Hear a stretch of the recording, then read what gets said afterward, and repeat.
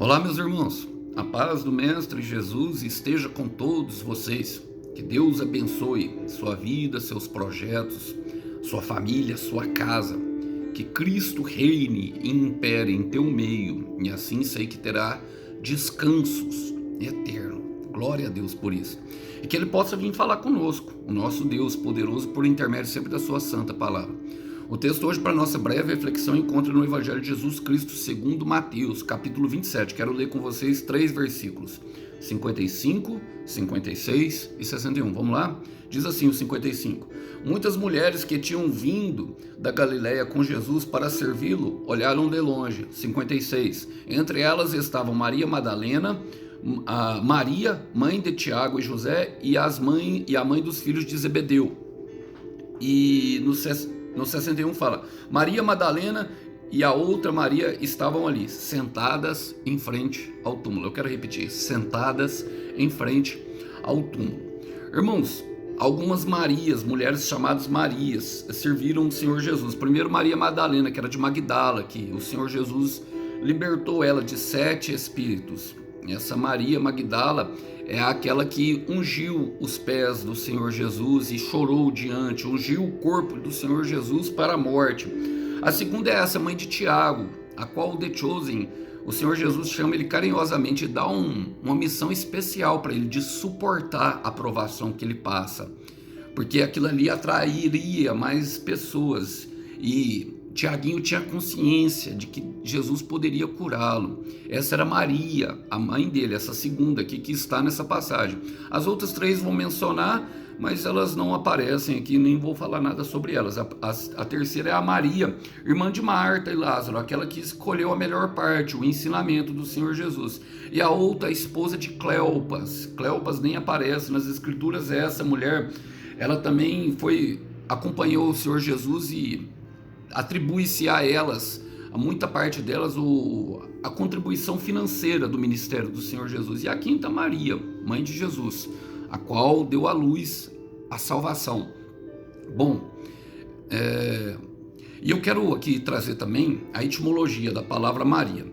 Em algumas versões, irmãos, em alguns lugares que a gente encontra, traz a questão da Senhora soberana, mas eu creio que isso tem a ver com o catolicismo. Nós não vamos imprimir religião no nosso meio. Não, o nome Maria significa vidente, que significa evidente no Antigo Testamento, quando se relacionava na Bíblia, tinha o mesmo significado de profeta, a pessoa que trazia uma visão, que trazia algo vindo da parte do Senhor, e aquela que ama, ou seja, aquela que ama verdadeiramente.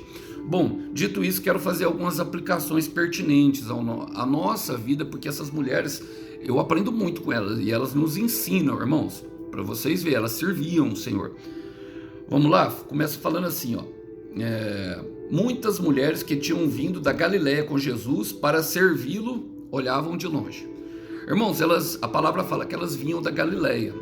A etimologia da palavra Galiléia significa círculo, distrito, significa justamente um círculo, algo fechado, algo pequeno, um distrito. Aqui em Uberlândia, por exemplo, tem alguns distritos que não são considerados nem comarcas. O que precisa uma comarca ter? Ela precisa pelo menos ter um fórum, um lugar onde julgue as causas das pessoas. As pessoas de lá, por exemplo, se acontece um assassinato, alguma coisa, elas precisam vir aqui. Aqui tem Cruzeiro dos Peixotos, Martinez e algum outro que eu não lembro o nome. Era um distrito, um lugar bem pequeno, é um vilarejo, um lugar bastante humilde. E eu estou falando logicamente da minha cidade, talvez na sua você consiga visualizar aquilo que eu estou falando. Mas elas saíram e foram para Jerusalém. Elas estavam em Jerusalém, onde Jesus estava sendo crucificado, ou seja, no centro da vontade de Deus. Elas largaram o comodismo do seu lar, largaram todos os seus afazeres, largaram talvez até mesmo a sua família para servir o Senhor. Tudo em nome do amor, tudo em nome de Jesus. Olha, o que eu quero dizer com isso, irmãos? Quando nós servimos ao Senhor, há uma expansão em nossa mente. Há uma expansão em nossos limites, há uma expansão em nosso corpo, em nossa alma e nosso espírito. Tudo se expande, a nossa mente se expande. Nós não voltamos ao mesmo lugar. Ó, escola da vida, a nossa faculdade. E o nosso mestre é o Senhor. Eu quero repetir isso para que entre em teu coração. Escola da vida, a nossa faculdade. E o nosso mestre é o Senhor, é Ele que nos ensina, é Ele que expande os nossos limites. Quero ler com vocês um versículo que está em Isaías capítulo 54, versículo 2. Fala assim, ó: aumente a sua tenda, estenda bem as cortinas de sua tenda e não faça economia nisso. Estique as cordas e firme bem as estacas. Irmão, aumente a sua tenda, está falando justamente que naquela época os israelitas viviam muito em tendas, peregrinavam pelo deserto e a tenda era móvel. Bom, ele está falando justamente de um lugar sem apego, de um lugar que pode se mudar, mas ele fala para nós estendermos bem as cortinas da tenda. A cortina é um lugar de proteção tanto para a janela como para as portas. Nós sabemos que os nossos olhos retratam bem a porta da nossa alma, e os nossos ouvidos as nossas janelas. Então a cortina é algo que traz proteção a isso. Hoje vivemos num mundo de internet, onde o fio entra e nós temos acesso a vários conteúdos a qual podem trazer justamente muita informação e influência negativa daquilo que nós não precisamos. E a palavra fala justamente para nós não fazermos economia nisso, irmão, ou seja, que é justamente para nos protegermos muito. Estique as cordas e firme bem as estacas. As estacas remetem justamente à firmeza daquilo que são os espinhos, as cordas, para que possam ficar bem firmes e para que nada possa entrar. No versículo 3 fala justamente disso, o que acontecerá. Fala assim, ó: em breve você vai estender as suas fronteiras para todos os lados, os seus filhos vão habitar novamente as cidades desertas e governar as nações que antes pertenciam aos inimigos. Se nós estivermos dispostos a obedecer a essa palavra, irmão, essa é a promessa que advém dela. O Senhor está delegando não somente a nós, ou seja, um lugar de habitação e um lugar de governo, que antes pertencia aos nossos inimigos, será retomado e nos dado. Isso é uma promessa. Isso vem através da palavra do Senhor. A partir do momento que nós resolvemos acompanhá-lo, sair do nosso lugar, do nosso círculo fechado e começar a servir Jesus. Então, escola da vida, a nossa faculdade. Quando servimos Jesus, há expansão de nossas fronteiras. No versículo 55 fala: entre elas estavam Maria Madalena. Quero parar aqui. Primeiro falar sobre Maria Madalena. Por quê? Maria Madalena, tanto em Lucas capítulo 8, versículo 2, como Marcos 16, 9, dá a menção de que ela foi liberta de 7 espíritos. 7 espíritos, irmãos, fala justamente de uma maldade que era completa. A palavra fala que quando nós somos libertos e nós desviamos, ou seja, porque a palavra fala em Lucas 12, se eu não me engano, que o Senhor vem e limpa a casa. E os espíritos imundos que ali habitavam antes dão uma volta em lugares áridos, ou seja, deserto. Não encontrando casa para habitar, eles voltam para ver se a casa está vazia. Em Efésios 5,18 fala que é obrigação nossa enchermos do Espírito Santo. E como que nós enchemos? A palavra fala no versículo 19, salmodiando, cantando hinos, louvando, adorando. Todas as nossas ações e práticas que a palavra ensina ajudam a manter a casa cheia, eliminando as influências negativas que vêm por meio dos espíritos impuros e que são reais, que são verdadeiros e que causam bastante prejuízo. Quem já passou por uma situação assim, ou já viu alguém ser liberto de um demônio, sabe.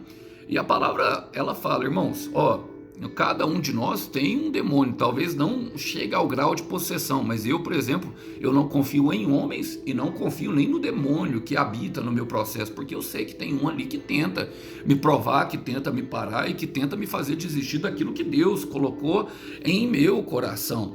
E é uma obrigação nossa, irmãos, essa questão. Sabe, Maria Madalena representa justamente isso. No episódio de The Chosen mostra ela, sabe, que uma cena bastante impactante, porque ela volta, ela vê um soldado e ela, pelo que entende-se, ela era prostituta. Ela vê um soldado e ela sente saudade daquela antiga vida e se entrega ao soldado, e ela se sente muito mal. Ela fala assim, ele já me redimiu uma vez, ele já me consertou uma vez, será que ele vai me consertar de novo? E o Senhor Jesus abraça ela e fala, eu te perdoo. Bom, mas nós precisamos entender que não devemos voltar, porque quando nós caímos a segunda vez, depois de serem libertos, é muito difícil se levantar, porque a palavra fala que vem 7 espíritos, e foi isso que essa mulher passou, foi isso que essa mulher viveu. Olha, aquele espírito que habitava, ele vem e traz 7, ou seja, a situação que era ruim fica ainda pior, a palavra fala. E em Gálatas 5:1, quero ler com vocês, fala assim, ó, foi assim que foi para isso que Cristo nos libertou. Agora a gente cuidem de permanecer livres e não fiquem novamente presos pelas cadeias da escravidão, irmãos. Pelas cadeias da escravidão. Então é uma obrigação nossa mantermos nas liberdades. É isso que eu aprendo com Maria Madalena. E a segunda Maria que eu vou falar, que é a Maria, mãe de Tiago e José. Irmãos, essa mulher aqui, ela é impressionante, porque ela estava em todas as situações com o Senhor Jesus, e olha que ela não era nem muito vista. Ela saiu do distrito, ela saiu do círculo pequeno, estava num lugar desconhecido, e tem um versículo que me chama muita atenção, que é João 19:25, que ela fazia parte. Fala assim, ó, perto da cruz de Jesus encontravam-se Maria, mãe de Jesus, Maria, a esposa de Clopas, que é justamente essa aqui que eles falam, e Maria Madalena. Maria Madalena, esse Clopas é o pai de Tiago e de José. Bom, olha, e Maria Madalena, as 3 Marias, a mãe de Jesus, são as 3 Marias, a mãe logicamente, né, irmão? Mas é impressionante, por quê, irmãos? Porque Pedro já tinha largado o barco, Pedro, vida louca, né, que estava cortando a orelha de Malco, que falou que ia com Jesus até o fim, que falou que jamais ia abandonar ele, estava lá negando Jesus 3 vezes, irmãos. E essas mulheres não, elas estavam perto da cruz, perto do sofrimento, perto daquilo. A palavra fala ali que elas olhavam de longe, mas elas estavam perto, elas acompanharam, elas não arredaram o tempo inteiro. O que eu aprendo com essa mulher, meu irmão? Que ela perseverou até o fim. Ela perseverou até o fim. E para se perseverar, é necessário ter muita paciência. Para se perseverar, é necessário saber que nós vamos passar por suportar privações, que nós vamos enfrentar decepções, oposições, medos e inseguranças. Vamos ter que enfrentar essas situações. Irmãos, eles chicoteavam Jesus. Eles batiam, cuspiam e ameaçavam Jesus o tempo inteiro. Imagina. Agora, para a mulher, se os homens correram, imagina as mulheres, como é que estava o coração delas. A palavra fala que nós, homens, devemos cuidar das mulheres como vaso mais frágil. É a única menção de que as nossas orações podem ser impedidas. E presta atenção, irmão, está falando de impedir uma conexão com Deus, o nosso Criador, totalmente, é tratarmos uma mulher mal. Agora imagina, aqueles homens correram e aquelas mulheres, elas fizeram ali o trabalho que talvez eu, no meu entender, no meu humilde entender, devia ser dos homens, de estar firme ali junto com Jesus, permaneceram perseverantes até o fim. Eu quero ler um versículo que reflete um homem, mas que mostra justamente um profeta da antiga aliança, Daniel 12:13, fala assim, ó, o anjo fala assim para Daniel, você, Daniel, último versículo do livro de Daniel, fala assim, você, Daniel, deve levar sua vida. Eu vou ler na versão Ferreira de Almeida, porque expressa melhor. Fala, tu, porém, vai-te até que chegue o fim, pois descansarás e estará no descanso dos teus dias. Ou seja, persevere, vai até o fim, mesmo que esteja difícil. Irmãos, na nossa caminhada, na nossa preparação, naquilo que é o nosso treinamento do Senhor, nós vamos passar por deserto, e o deserto fala de um lugar inóspito, um lugar, é um medevar, o lugar da palavra, um lugar que é tão inóspito que nós não queremos ficar muito tempo, mas que é silencioso, que nós podemos ouvir a voz de Deus. E é um lugar de um cenário de dias e dias. E a nossa preparação exige que nós passemos. A nossa preparação exige que nós passemos por vales. O vales demanda muito esforço se nós quisermos chegar no topo e ter uma mais bela visão. Também fala de tempestade a nossa preparação. Pedro passou por tempestades. Olha, os discípulos passaram por muita tempestade, e a tempestade é um lugar de muita turbulência no coração, que traz muita dúvida e muito anseio, mas é um lugar de preparação onde a nossa fé é elevada. Fala de cavernas, lugares escuros, quando nós não conseguimos enxergar nada, e até mesmo prisões, que fala de privação, fala de humilhação e injustiça. Todos esses lugares nós vamos ter que passar para a preparação daquilo que Deus nos prometeu. Se o nosso Senhor Jesus passou, mas nós devemos estar com Ele, chegar até o fim, porque no fim tem uma promessa de descanso. E olha, eu quero chegar aqui justamente agora no último versículo 61, porque estava ali, Maria Madalena e a outra Maria estavam ali, sentada em frente ao túmulo. Meu Deus, como isso fala ao meu coração, irmãos, como esse versículo, sabe, fala ao meu coração. Mulheres frágeis, talvez por fora, mas com uma força imensa por dentro. Talvez a expressão seja de frágil, mas com uma confiança tremenda. Que exemplo para nós, que exemplo de maturidade de fé. Estavam sentadas em frente ao túmulo. Meu Deus, como é poderoso isso. Só descansa, mesmo diante da morte, quem conhece Jesus. Eu quero repetir isso, meu Deus. Só descansa diante da morte quem conhece Jesus. Eu quero conhecer Jesus. Eu quero conhecer essa graça. Eu quero conhecer esse poder que me faz descansar em frente à morte. Eu quero conhecer essa paciência, esse fruto do Espírito que me faz avançar até o fim. Eu quero ser liberto do meu mal. Eu quero. Quem quer? Só descansa mesmo diante da morte, irmãos, quem conheceu o Mestre. Aquelas mulheres sabiam. Aquelas mulheres foram até o final. Foram libertadas de todo o mal e se apegaram àquilo que é bom. Se apegaram àquilo que é verdadeiro, em verdade, em verdade. Ou seja, a personificação da verdade estava dizendo o que é verdade. Em verdade, verdade vos digo. Olha, só descansa mesmo diante da morte quem conhece Jesus. Filipenses 1, versículo 21. Viver é Cristo, morrer é lucro. Quero repetir isso. Viver é Cristo, morrer é lucro. Irmãos, são 6 palavras. Viver é Cristo, morrer é lucro. Isso é a consciência de quem já entendeu de que está nesse mundo justamente para servir a Deus, e que somente no serviço a Deus encontramos graça, descobre vida quem experimenta o favor de Deus, e de que a morte é um lucro.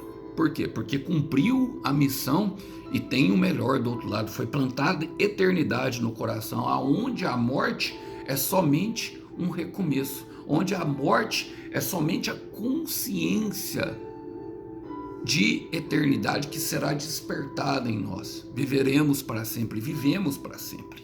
Já vivemos. E tempo, ele é valioso. O tempo ele é valioso, tanto que Deus nos deu ele eternamente. Mas como chegar do outro lado se nem sabemos mesmo para onde estamos indo? Agora somente o Filho de Deus veio de lá e possa nos levar lá. Então a confiança na promessa, a confiança permaneceu diante do túmulo. Por quê, irmãos? Por mais que elas tivessem visto tudo, elas sabiam. Elas sabiam. E quem é que viu Jesus? Quem foi o primeiro? Não foi Pedro, não foi Tiago e não foi João. Não. Mateus 23, versículo 12. Aqueles que se humilham diante da minha presença, eu os exaltarei. O que viu primeiro, aquela que viu primeiro foi justamente Maria Madalena, e junto com ela essa Maria, foi as duas Marias. Foi elas que foram, que pegaram especiarias e foram ao terceiro dia diante do túmulo, perguntando: quem é que me removerá a pedra? Em Lucas capítulo 24, versículo 5, o anjo fala: não chores, não temas. Por quê? Porque elas não teriam a revelação completa daquilo que já tinha acontecido. O Senhor ressuscitou. E elas foram a primeira, meu irmão, foram honradas, foram exaltadas, mesmo diante de tanta dificuldade. Perseveraram até o fim, continuaram na missão, firmes e fortes. E agora elas teriam uma história para contar. Então eu quero te dizer, meu irmão, eu quero te dizer, minha irmã, não desanime, não desfaleça a vossa fé. Peça força ao Senhor para completar a carreira. Peça força e habilidade e visão espiritual ao Senhor para ir até o final. E no final, entenda, quero terminar aqui falando que há uma recompensa, há uma exaltação e há milagre, o que você tanto espera.